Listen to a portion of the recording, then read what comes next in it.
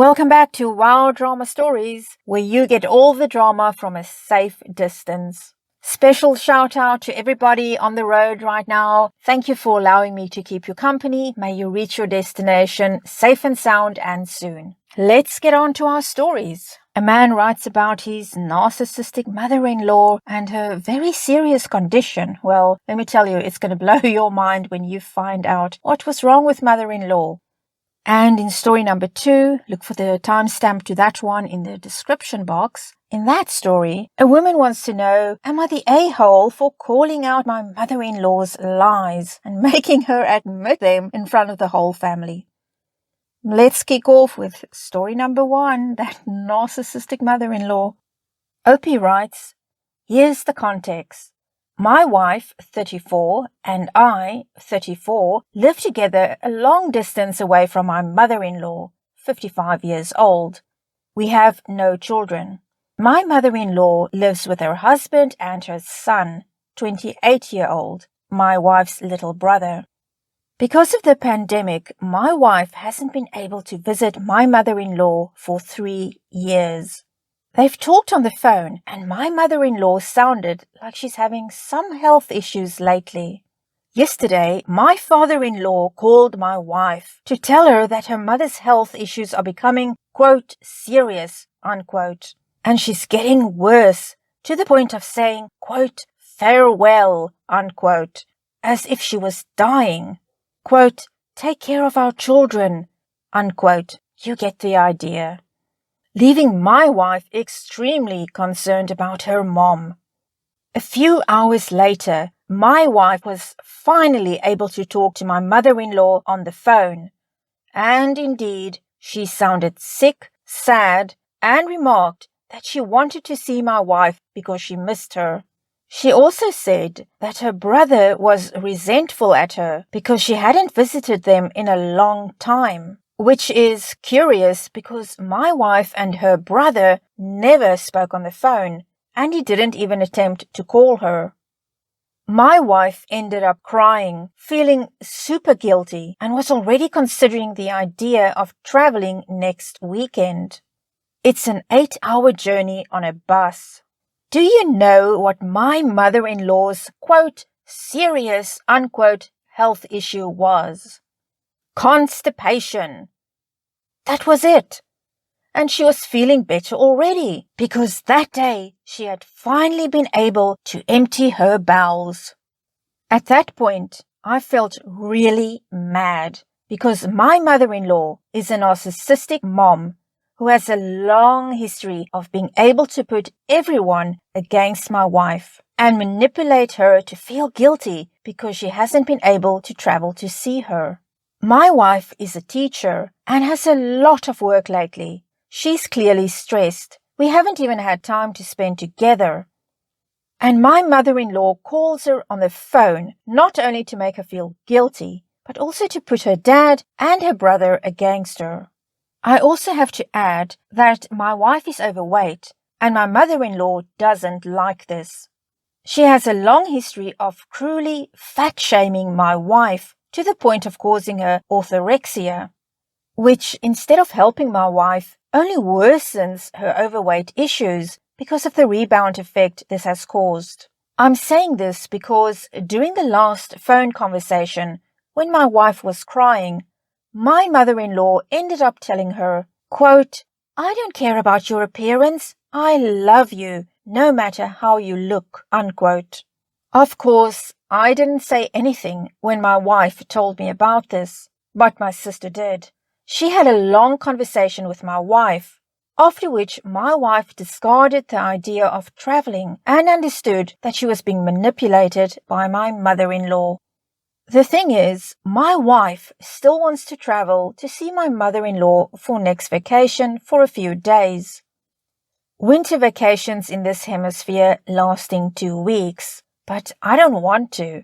I wanted to spend those 2 weeks alone with my wife.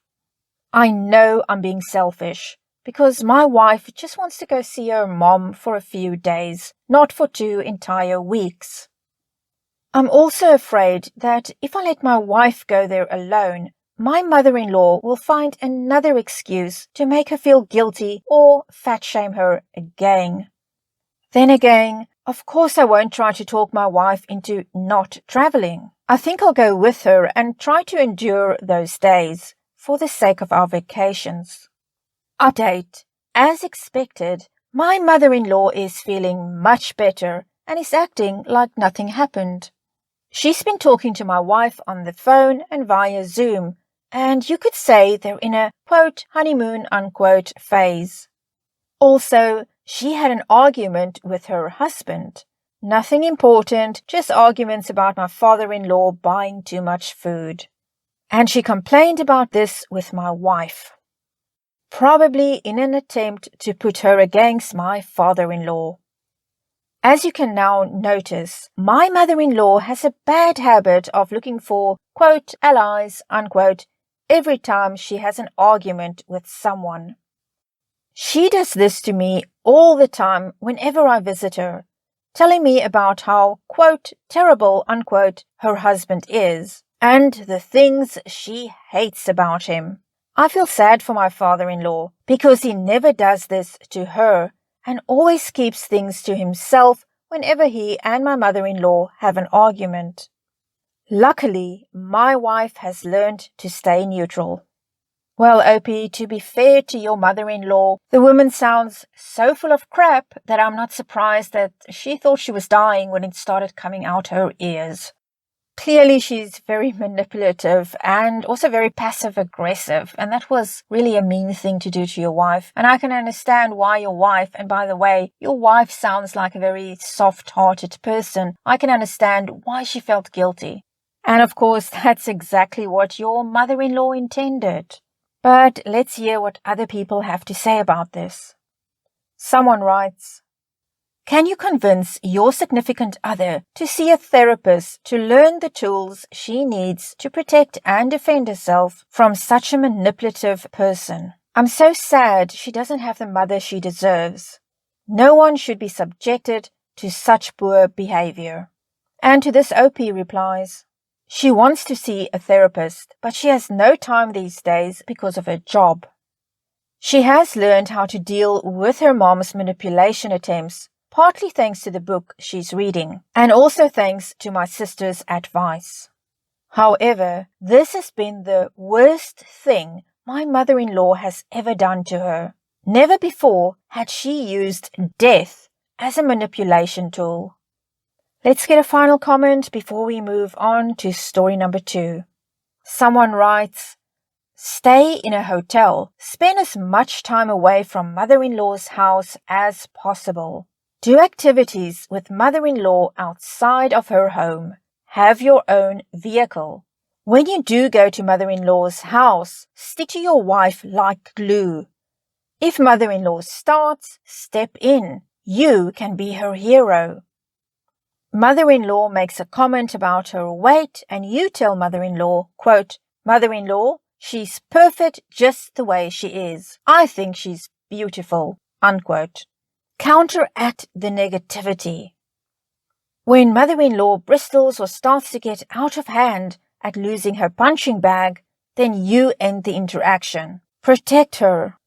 Wife probably has a touch of PTSD and other mental health issues that were caused by this kind of abuse. She needs to get some therapy to come to terms with the reality of her mother's abuse. Wife is not ready or capable of standing up to mother-in-law, but therapy will give her the tools to deal. And to this OP replies, that's what I'll do because my mother-in-law always seeks chances to be alone with my wife, to tell her mean things and play the victim. She never does that in front of me for obvious reasons.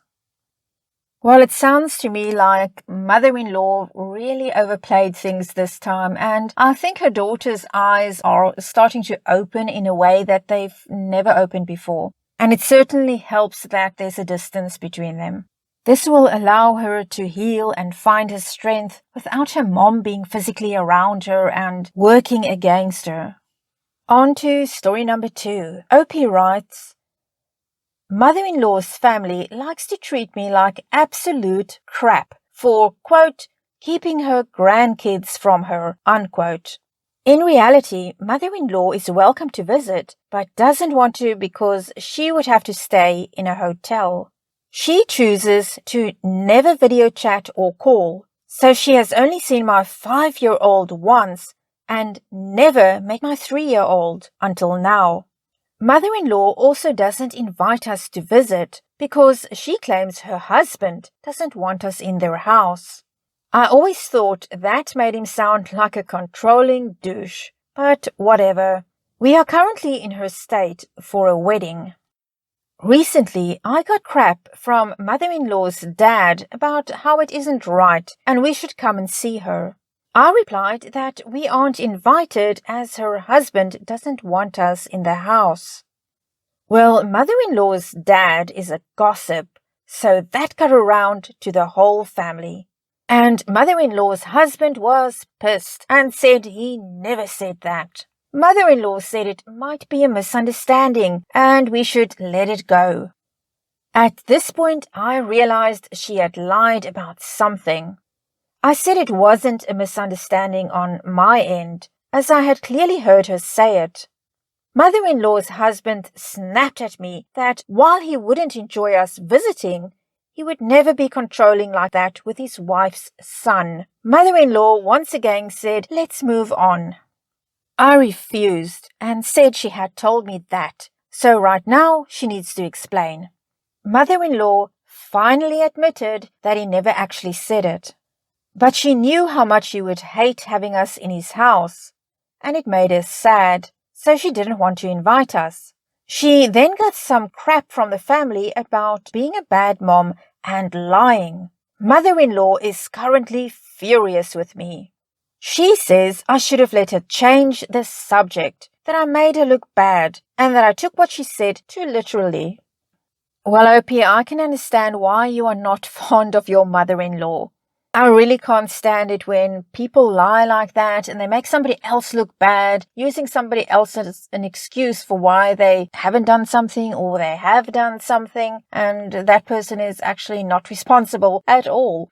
No one likes to be blamed for something that they're not guilty of, so I get it, I understand. But let's hear what some other people have to say. Someone writes, not the a-hole. You took what she literally said to literally.